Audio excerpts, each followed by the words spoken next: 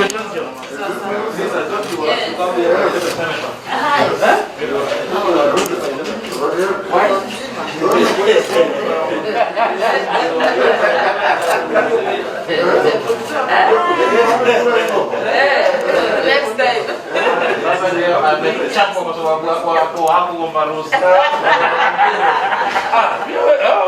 that's good.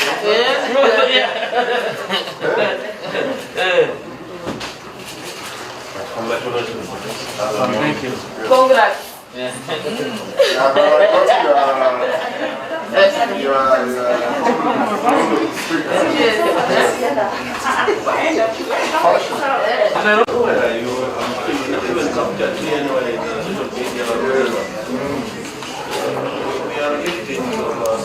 The girl who's seen has been there for the last 1 hour. I'm told that I'm been there for the last 1 hour. Madam, please fill us or get someone to give us notice. Because we can't sit here the whole day.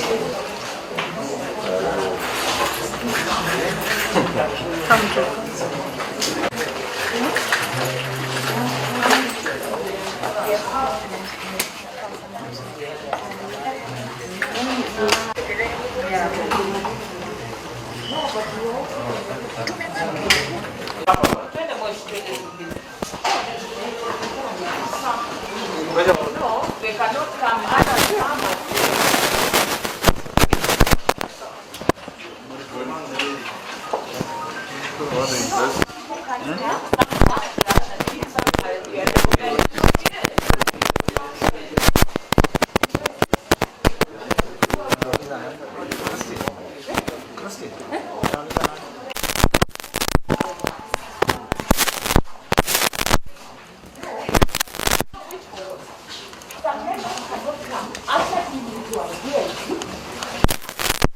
for 1 hour. My invitation was at 11. We have honored the invitation. It is now supposed to be here by 11 a.m. Someone has just walked in, ushered me into a VIP, and Yes. seated, as you are seated at the reception. Yes. What are you guys trying? Chris Omanga, and what? I've just been ushered into a VIP lounge, and you are seated. Okay, we were seated at the reception. They have come, everyone must have got to go to Katuliwa. How long is this? And you are seated there. Why are you not Kenyan? Have you left Kenya? How long is What this are you guys trying to do? How long is this at We are not going to. Let me find out what is. And you know, if you knew you'll not, they'll not be able to. You should have known that midday or 1 or 4 o'clock, we have other things to do. So it's so unfair the way you do that. We have honored this invitation. We're supposed to be here by 11 a.m. You are here. We are here. And we are come seated there for the last 1 hour. So people come, and we are just ushered in the Masalu, and we are seated there. No, for how long? You should have given us deadline. No, you told me at 12, I'll have come here at 12. Yeah. You told me 1, I'll have come here at 1. You told me at 11.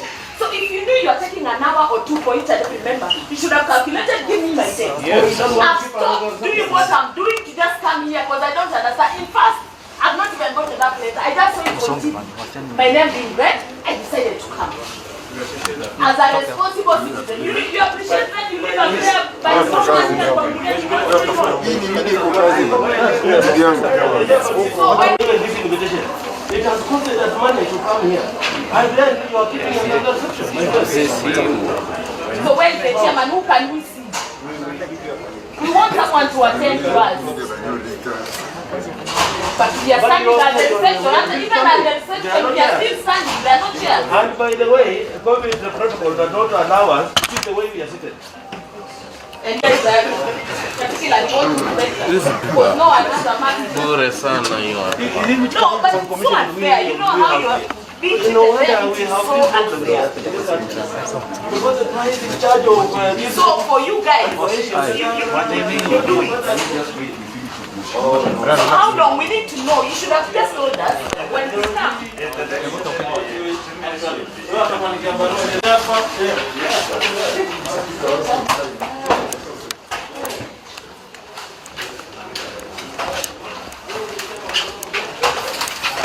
television. What is our name? Where is the chairman looking for? Is this like Where are you taking?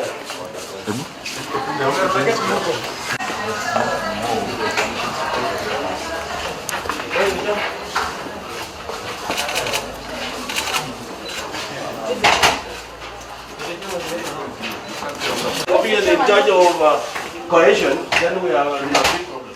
It should be disbanded. We are in a big problem. And we expected that we even came here before 11, Mushimi. Yes, we were here before 5 minutes in time to meet the people, the staff here. So they are there But now, drinking tea and chatting. Not one. I'm not here. You cannot call me. Yes. And we were So all then you at said 11. kujeni twende. Sisi sote tulikuwa Matungu, we were in the same rally. And we all belong to you here.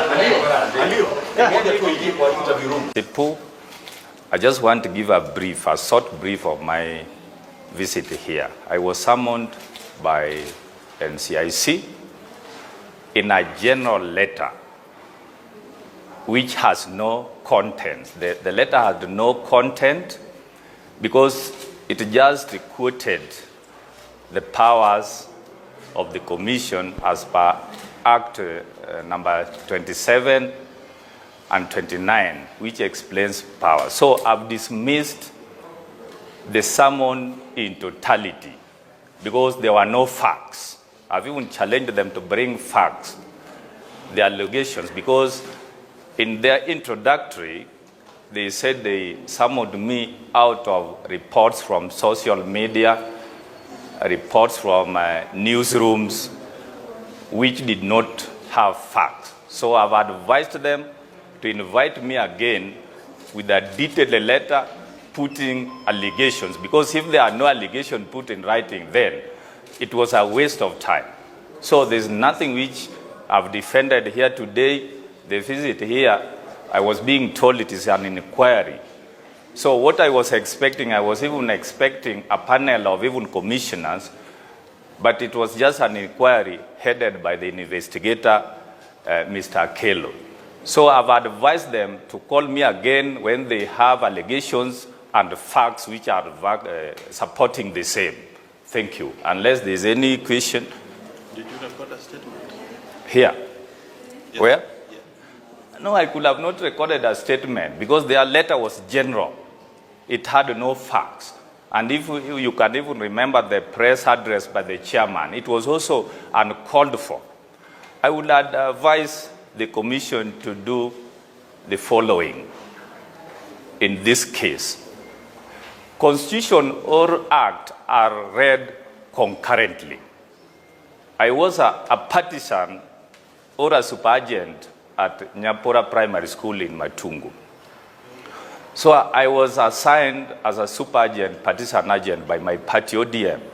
I was also a superagent and partisan agent by our candidate, Dan Were.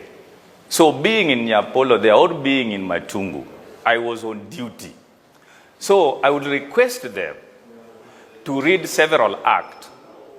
My rights as a citizen, because according to them, they are saying I could have not been in Matungu. Right of movement, right of association. They should also go and read the election acts, the role of agents. So I was not there by design, but by right to stand for my party. You said that they talked about that you shouldn't have been there, and you talked about right of movement. There's nothing else that they accused you of in the letter of it. Yeah, if you read the letter, there's no accusation. That's why I've said I'm not putting any statement, because I'm defending what? If they could have lined accusations, then it could have been in order for me to defend. And that's why I did not even mind being with bringing my legal counsel, because I found the letter having no facts, no allegation. It was just a sort of intimidation, which cannot be done to Onewere. The other thing, I was perplexed by the remarks by the chairman in his press briefing, because it looks he even intimidated my voters from Kasipo by even saying you will write to EACC, and through judiciary process. Those are null and void. And those are things which we want to deal with. You know, I'm also a committee member of National Cohesion and Equal Opportunity. Those are the shortfalls which we want to be addressed. The SEDI investigations. You remember case of Korea. They lost it because the investigations were not proper. So I was even expecting when they were calling me here, they could have detailed allegations and investigation, putting the allegations with attachment. But you cannot call a honorable member here. I even challenged them. Fine. If I was arrested. To me, I was not arrested in Matungu. The police evacuated me because I had called the OCS, the OCPD, because my life was in danger. They took time. I was in that lorry because my vehicle had even gone to town. So there was no way I could go up to Matungu. And if you can prove this fact, why was I released? Can you find out? Was I released on a free bond? Was I released on a cash bail? Now I said that I've never been taken to court. So all those issues you are hearing are uncalled for. Propagandist. You're saying the commission is incompetent? No, I don't want to say they are incompetent, but they need to work. The other thing, they have the shortfall. Because just imagine the entire commission handling Kenya as a whole has only few investigators. They are less than 10. We want a commission which now, which becomes proactive. In a way, before such a by-election, they could have even addressed the press, cooling tempers down. We don't want a commission which comes up after events has occurred. I was in Matungu for about 3 days. The place was calm. It was calm, and the campaign was very peaceful. According to the record, the entire constituency, you saw it. The only persons who have been arrested and taken to court are only 7. What is 7 in a constituency? There was no violence. But what we could say, we saw some leaders, not from ODM, who were transversing the constituency. Where were the police? Was the state involved in such operation? But I'm very happy because my party, ODM, there was a peaceful campaign. And most of the legislators who are there were women. You know, women are not violent. So the campaign was peaceful. And I don't know why the commission is raising tension. They should also be cohesive. As a commission which puts peace, they should practice it instead of circulating it. But to me, my people of Kasipo and myself cannot be intimidated. I'm even ready, we have agreed, they write another letter putting allegations so that I come with my councils. You know, ODM is a party of councils, senior ones, so that, and if in any case it will proceed beyond that, it will be one of the toughest legal battles you have ever seen. Some of you have never seen me being controversial, but that's how different MPs, this is how they work. Lakini ukikanyaga mguu yangu, tunamenyana pole pole pakiisha. Asante sana. Once I saw my name on TV, thanks to you guys reported, then I decided to come here. So yeah, so I've written a statement on what I know, what transpired in Kapuchai, and I'm sure for most of you guys, the media houses were covering. And actually, you saw who were the culprits and who did all these things. It's on all over social media. I was nowhere there, so but yeah, I've written what I know. Earlier on, you questioned the preparedness of Ncic. What is your position? Yeah, those who received letters, the invitation was for 11 o'clock. All members were here by 11:15, and they were not ready for us. So we were at the waiting room for more than an hour, and they were not ready. So we were questioning, why would you invite us at the same time and you know you're not ready? At least give us different timings. and the times which you know you're ready, because we are all busy out there. So at least if they know they're not ready, give me a day and time when you are ready to attend to me. Mheshimiwa, was there direct accusation against you by the commissioner who shared? There is nothing. There is no direct accusation. They wanted information from me what transpired, and there is nothing because I was nowhere. Yes, there is no direct accusation. It is general, and all the letters, because I've not received mine, I've been shown one which they didn't send. They're saying they tried on WhatsApp. I'm not on WhatsApp, so it's the same letter. It's the same letter. Yes. Do you believe there's disorganization on the part of NCIC because you're the second leader to say that either the letter was too general or that you didn't receive the letter? I think it was a knee-jerk kind of reaction. Now that Kenyans on social media were complaining, I myself was complaining because we saw what happened to the IEBC official, a lady, and the words, the insults, and I would say they would even have raped her, a full glare of police. So I think once they saw that, then they decided to just do some shoddy kind of thing to be seen they're working. But I would say there's a lot of disorganization here. Would you say that the commission is working independently without any interference from the political class or politics? I wouldn't, I'm not sure whether I'm in a right position to comment on that because we've just written the statements. We are waiting to see. But what we saw on TV and on social media, those people were seen, and I'm sure even you media people captured them.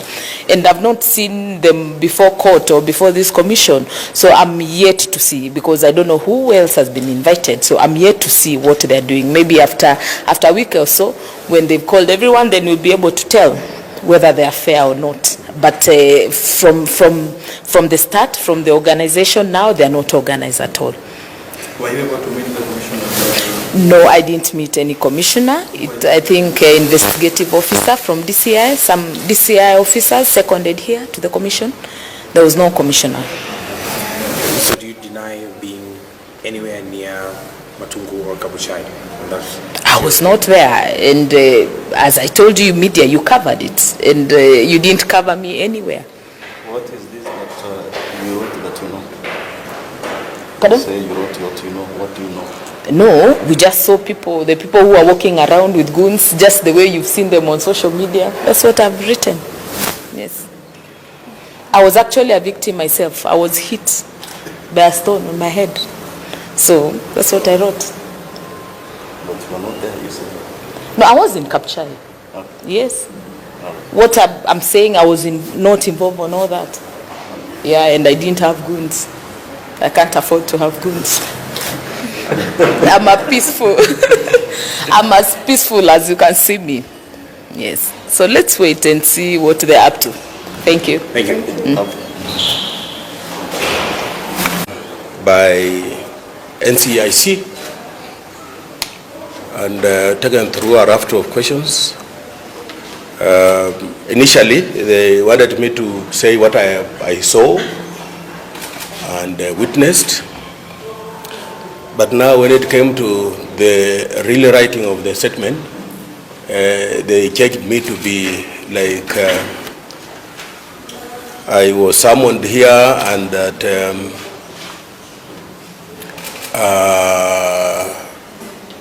I behaved in a manner to cause a breach of the peace, which I, of course, asked whether they have witnesses who witnessed this behavior, which they didn't. So I told them that for me to proceed with signing such a statement, I must have my lawyer, and we have now agreed that I'll come back tomorrow at 1 to look at the statement with my lawyer and then agree whether we'll proceed with the signing of the statement or not. But what I want to say as a leader of this country and a person who has been around in very serious positions in National Assembly and Parliament, we've been charged of making law, and as a whip, I can tell you that the reason why we came up with the 2010 constitution and why it became popular was when we made some commissions independent, and one of them being the National Cohesion,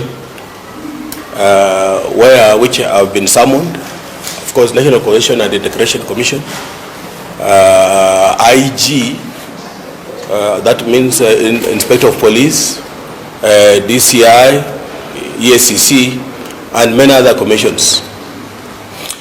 They will have to come out and help us. They will have to help this country.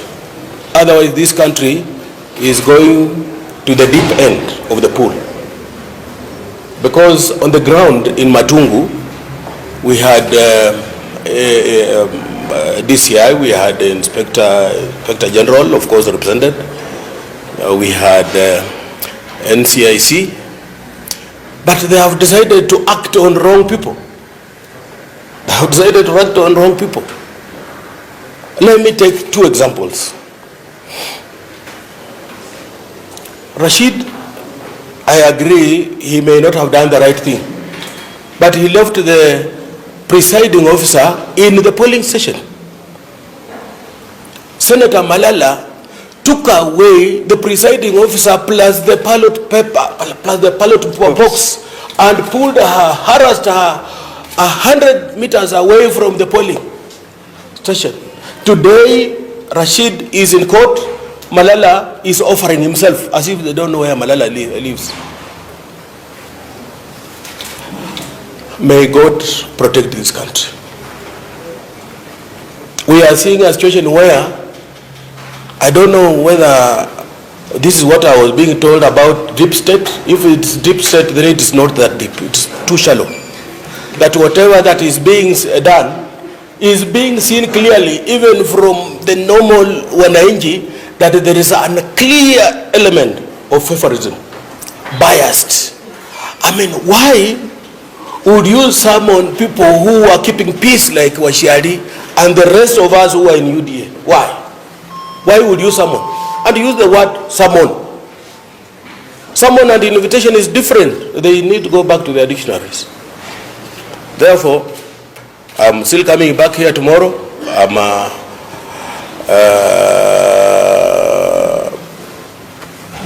been asked to come back. I'm a law-abiding citizen. I'll come back to comply and listen to what they have to say. Otherwise, Kenya requires a lot of prayers, including prayers from you, the media.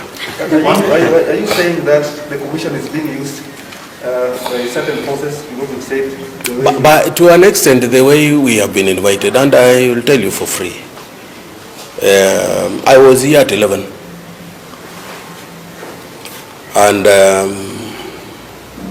the people who should be here, they're not here. I should have been coming here after the rest of the people who are in ANC and ODM, because the war in Matungu was between ANC and ODM. Those are the people who are fighting, and they could claim, oh, ballot, someone is stuffing ballots in a different polling station, someone is giving money in a different polling. Where have we been cited as having given money, giving money? This is about cohesion and integration, my friend. So when we see ourselves coming earlier than the victims, then of course there are a lot of questions that need to be answered. What was the form of your invitation? Did it come as a form of a letter, an SMS? Or? It was a letter, of course, and then on WhatsApp. I've seen a hard copy which have not been given a copy. So it was just a WhatsApp communication from this commission. Did it have specific allegations against you? Yes, I think the allegation was behaving in a manner to cause a breach of the peace. Yeah. Mheshimiwa, at the end of it, yes, yes, found to be innocent. Yes. Are you contemplating any legal redress? Taking the commission? I will decide that I will discuss that with my lawyer and see. because just like another Kenyan, if innocent ones are summoned and those who are victims are not summoned, there's a cost to it. I have a name to protect, my friend. I have been out of this summon. Many constituents have been calling me, asking me what the fate is, and therefore, if there is cause for recourse, I will decide that with my lawyer, and then I'll come back to you. Thank you, sir. Okay.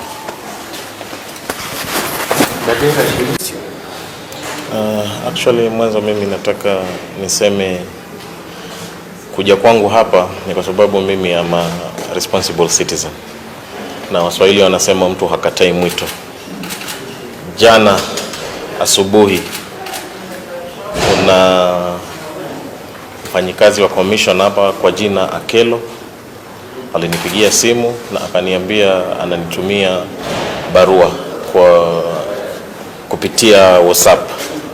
Alinitumia nikasoma na nikaona kuwa nikiwa Matungu nimezungumza mazungumzo ambayo yanaweza kuleta utata na kuzua fujo. Kwa hiyo nimekuja leo, lakini nimekuja hapa leo mambo nimepata ni mengine. Na mimi naona ni mambo tu ya kupotozeana wakati na kutishwa tu bila ya msingi. Kwa sababu sasa wameniambia mimi nimekuja hapa nitoe ushahidi, niseme kile najua. Sasa mimi nataka niseme hivi. Hizi commission ziko hapa na ziko kwenye katiba, ziko kisheria, na hawapaswi hata siku moja kutumiwa kunyanyasa wananchi wengine.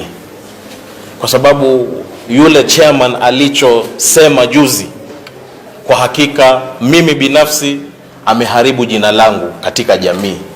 Na mimi nataka nimwambie huyu chairman atoke, aje mbele tena azungumze na aambie jamii kuwa alichozungumza juzi siku ya Jumamosi amekosea, ili aweze kunitakasa jina langu. Kwa sababu huwezi kunishtumu kwa makosa ambayo mimi siyajui na sijafanya. Wao wako na vitengo vya usalama, wako na mambo ya hii maneno ya CID na kila kitu. Na haya mambo yalikuwa kwenye mtandao masaa 24. So wananiita mimi kuja kuniuliza nitoe ushahidi. Ushahidi gani mimi naweza toa? Kwa hiyo mimi nasema huu ulikuwa tu ni upuzi na mambo ya kupotezeana wakati. Na hatutarudi nyuma. Msimamo wetu bado ni ule ule. Na hawezi kunishurutisha labda kusupport mtu mwingine. Kwa sababu hii naona tu ni siasa ndogo ndogo, na mimi nitasupport yule mtu ambaye namtaka mimi. Yule mtu ambaye naona ako na maono ya kuenua jamii. Kwa hiyo mimi nataka nikomee hapo, niseme asanteni sana. Yes, nimesema kile kitu najua. Na kupitia hapo, je, utaenda mahakamani kujaribu kutakasa jina lako kama ulivyosema, ama itakuwa vipi? Yes, zaidi nitazungumza na wakili wangu na tutashauriana zaidi, alafu tutajua nini ya kufanya baada ya hapa. You talked of the commission being used. Who is using the one? I don't know. Lakini wanasukumwa kwa sababu hata wao wenyewe hawajui chenye wanafanya. Hauwezi kuniandikia barua mimi nije hapa saa 5. Tena uandikie mheshimiwa mwingine aje hapa saa 5. Zaidi ya waheshimiwa 10 wote wameandikiwa barua aje hapa saa 5. So tumekuja hapa sote saa 5. Tena wanaanza kutuambia tuingie mmoja mmoja. Kwa nini wasituambie wewe njoo saa 5, mwingine aje saa 6, saa 7 hivyo? Si unaona kama hii ni mambo ya kupotezeana wakati? Na leo ni siku ya kina mama. Singekuwa sisi tuko mashinani tunasherekea na wamama wetu na wadada zetu na bibi zetu. Je, unahisi kwamba tume haikujipanga vizuri katika kuwaita? Tume haikujipanga.